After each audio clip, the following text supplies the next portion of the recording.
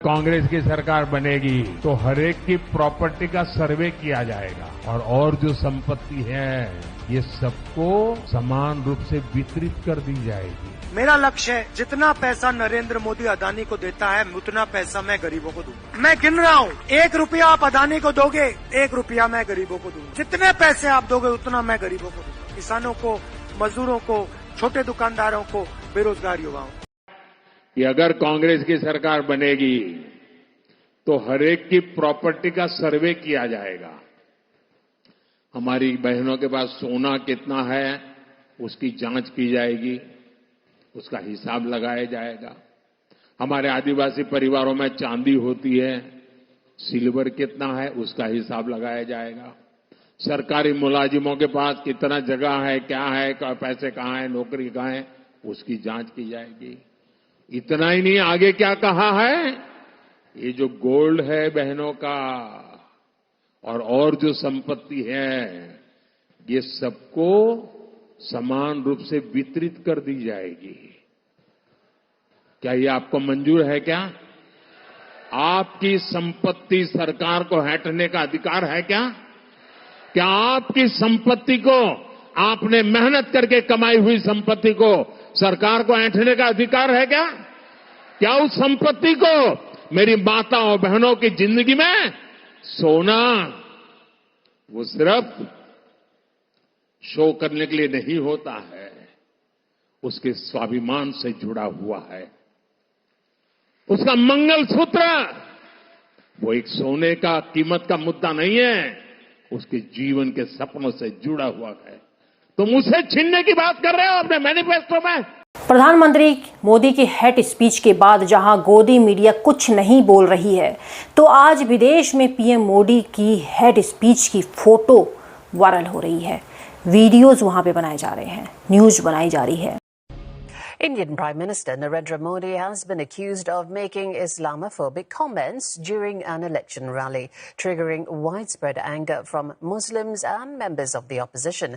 And Mr. Modi said if the opposition Congress is voted back into power, it would distribute citizens' wealth among what he called infiltrators and those who have more children, referring to Muslims in India. एक राजनीति के लिए, एक जीत के लिए क्या मोदी जी सरकार भारतीयों को आपस में लड़वाने का काम कर रही है? अब मोदी जी कह रहे हैं कि कांग्रेस के राज्य में हनुमान चालीसा पढ़ने या सुनना भी गुनाह है। तो दोस्तों, बीजेपी के सरकार के पहले भी मंदिर हुआ करते थे, क्या वहाँ पे हनुमान चालीसा नहीं होते थे? पूजा पाठ भी होते थे। मैंने कभी नहीं देखा कि हनुमान चालीसा करने पर किसी सरकार ने रोक लगाई हो। जरूरी नहीं कि मोदी जी हमारे देश के प्रधानमंत्री हैं तो उनकी हर बात को आंख बंद करके सुन लिया जाए। जहां गोदी मीडिया इस पर कोई बात नहीं कर रही है, तो वहीं आज प्रियंका गांधी ने एक करारा सच बोला है। करारा सच इसलिए बोल रही हूं कि जब आप उनकी बात सुनेंगे तो आप खुद दिल तक आपका पसीज जाएगा। जिसको ध्यान से सुनिए और समझने की कोशिश कीजिए कि प्रधानमंत्री मोदी के 100 झूठ पर आज प्रियंका गांधी का एक सच कितना हावी हो गया है। कैसी कैसी बहकी बातें पिछले 2 दिनों में अब ये शुरू हुआ है कि कांग्रेस पार्टी चाहती है कि आपके मंगलसूत्र और आपका सोना आपसे छीन ले। 70 सालों से ये देश स्वतंत्र है, 55 सालों के लिए कांग्रेस की सरकार रही है। किसी ने आपसे सोना छीना, आपके मंगलसूत्र छीने? इंदिरा गांधी ने अपना सोना, जब जंग हुई थी, अपना सोना देश को दिया। मेरी मां का मंगलसूत्र इस देश को कुर्बान हुआ है। और अगर मोदी जी मंगलसूत्र का महत्व समझते तो वो ऐसी अनैतिक बातें नहीं करते। देश की आजादी के बाद से ही कांग्रेस ने कई प्रधानमंत्री दिए। इंदिरा गांधी के परिवार में कितने शहीद हुए, ये परिवार कुर्बानियों का परिवार है। इनके लिए तो थोड़ा सा शर्म करना ही चाहिए कि हम इनके लिए ना बोलें। कांग्रेस की कुर्बानियों के बारे में हो सकता है आप लोगों की याददाश्त कमज़ोर हो, तो आपसे जानना चाहूँगी कि जब बिना बताए नोटबंदी कर दिए गए और महिलाओं की छुपे हुए पैसे जो हमें निकालने पड़े, तब मोदी जी कहाँ थे? घर में सभी महिलाओं ने जो अपनी जमा पूंजी थी उनमें से पैसे छुपाए थे। नोटबंदी में अपने मंगलसूत्र गिरवी रखने पड़े, तब प्रधानमंत्री जी कहाँ थे? जब किसान आंदोलन में किसान शहीद हुए, तब उनकी विधवाओं के मंगलसूत्र के बारे में उन्होंने क्यों नहीं सोचा? आज वोटों के लिए महिलाओं को डरा रहे हैं, क्या ये सही है? जब मणिपुर में महिलाओं को, जवान महिला की बीवी को निवस्त्र घुमाया जा रहा था, तब प्रधानमंत्री को नहीं शर्म आई? क्या प्रधानमंत्री बिना कुछ बोले भाषण में एक भी झूठ नहीं दे सकते? हमने तो बचपन से तमाम दलों की सरकारों में कभी नहीं देखा कि हनुमान चालीसा पढ़ने से रोका जा रहा है।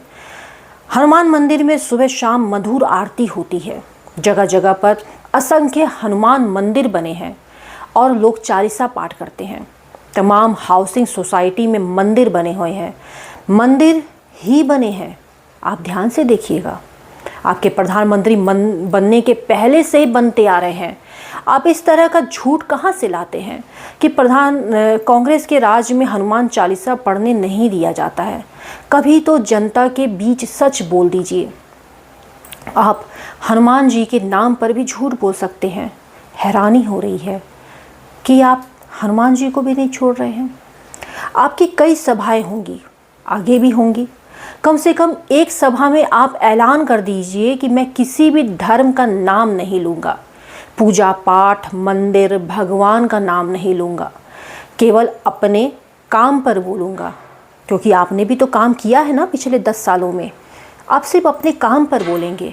आपकी सरकार ने कई पंपलेट छपवाए होंगे, वही पढ़ लीजिए। कम से कम अपनी पार्टी का मैनिफेस्टो ही पढ़ दीजिए। मैनिफेस्टो बनवाया है ना, वही पढ़ दीजिए, हम लोगों को पता चले कि क्या है। कोशिश तो कीजिए, हो जाएगा। फिर भी नहीं होता है तो राहुल गांधी जी का कोई भाषण ही पढ़ लीजिए। कोशिश तो कीजिए, होगा, ज़रूर होगा। फिर से कहो ना कहो साहब, काला धन, स्विस बैंक, 15 लाख, अच्छे दिन, गुजरात मॉडल, 2 लाख रोजगार, सस्ता पेट्रोल, सस्ता सिलेंडर, कुछ तो बोल दीजिए। इतनी बातें हैं बोलने के लिए, लेकिन आप नहीं बोलेंगे क्योंकि आपके पास कुछ है नहीं। आप तो वैसे भी 400 पार कर रहे हैं। निश्चित है आपका चुनाव लड़ना, निश्चित है आप जीत रहे हैं। आपके सामने आप अकेले लड़ रहे हैं, आप खुद के चेहरे पर लड़ रहे हैं। आपके सामने कोई प्रत्याशी नहीं है, आपके सामने कोई विपक्ष नहीं है। जनता किसी को नहीं चुनेगी। जनता आपके खिलाफ बोलना भी नहीं चाहती है क्योंकि वह डरती है, वह त्रस्त है, वह महंगाई, बेरोजगारी से परेशान है, किसी तरह से अपना गुजर बसर कर रही है। वोटिंग प्रतिशत गिरता जा रहा है। आप उस पर भी ध्यान दे सकते हैं, आप उस पर भी बोल सकते हैं। क्या कल के किसी अखबार में ऐसी हेडिंग भी हम देख सकते हैं कि जिसमें मोदी के भाषण में मंदिर, मुसलमान सब गायब हो, ये सारी बातें गायब हो, विपक्ष क्या कर रहा है वो भाषण गायब हो, बल्कि वो हो कि उनके खुद के मैनिफेस्टो में क्या है, पिछले 10 सालों में उन्होंने क्या कुछ किया, क्या योजनाएं थी, कहाँ तक वो पहुँच पाए। वैसे तो 2047 तक का योजनाएं हैं आपके पास, बहुत कुछ है आपके पास बोलने के लिए। आप वही बोलकर जनता के बीच में आ सकते हैं। फिलहाल आपको चैनल कैसा लगता है आप ज़रूर बताएं। चैनल को सब्सक्राइब ज़रूर करें और कमेंट करके हमें अपनी राय ज़रूर देते रहें।